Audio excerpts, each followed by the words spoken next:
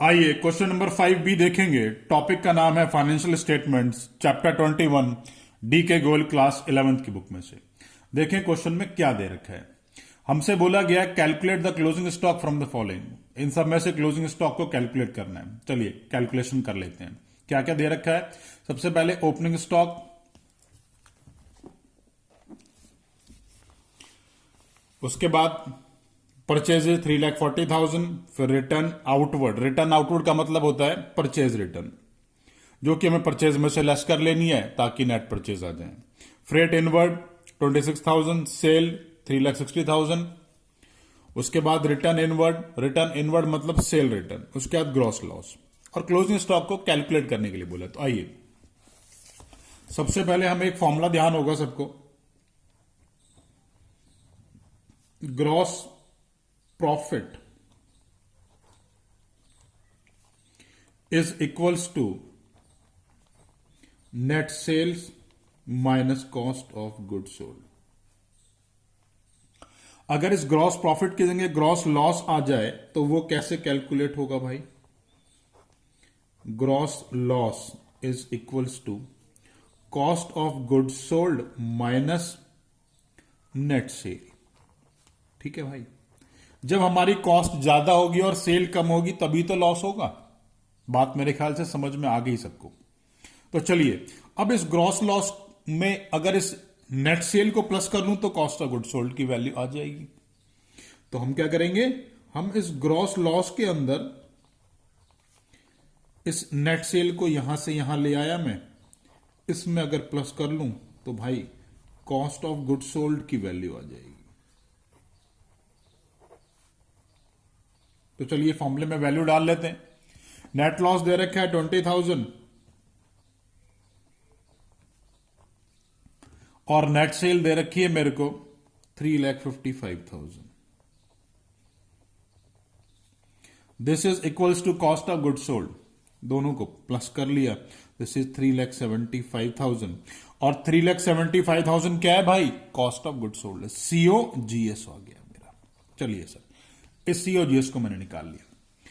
अब COGS को मैंने इसलिए निकाला क्योंकि COGS के फॉर्मूले में क्लोजिंग स्टॉक आता है और क्वेश्चन में क्लोजिंग स्टॉक नहीं दे रखा, तो वहां से उसे मैं कैलकुलेट कर लूंगा। आइए एक और भी फॉर्मूला है कॉस्ट ऑफ गुड सोल्ड का।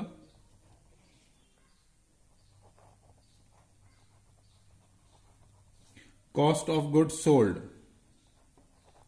This is equals to opening stock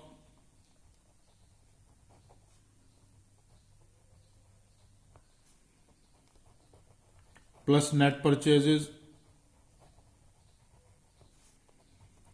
plus direct expenses minus closing stock. Opening stock की वैल्यू कितनी है भाई, ओपनिंग स्टॉक की वैल्यू है 38,000। कॉस्ट ऑफ गुड सोल्ड अभी निकाला था 3,75,000। उसके बाद नेट परचेजेस की वैल्यू कितनी है 3,40,000 तो परचेज है और रिटर्न आउटवर्ड 4,000, तो सीधा सीधा 3,40,000 माइनस 4,000 लिख दिया मैंने। डायरेक्ट एक्सपेंसेस में फ्रेट दे रखा है, बस फ्रेट इनवर्ड, तो 26,000 फ्रेट इनवर्ड हो गया। और क्लोजिंग स्टॉक की वैल्यू मुझे क्वेश्चन में नहीं दे रखी है। आइए आगे चलते हैं, क्वेश्चन को इसकी जो है सारी सारी वैल्यूज को सॉल्व कर लेते हैं और ऑटोमेटिकली जो है आंसर आ जाएगा।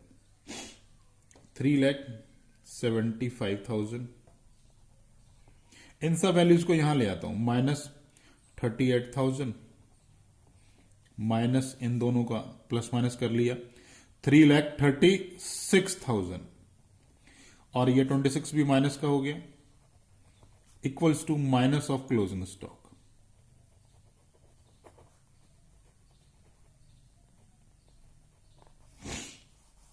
प्लस माइनस कर लेते हैं, क्लोजिंग स्टॉक की वैल्यू आ जाएगी मेरी 25,000 और वो भी माइनस में।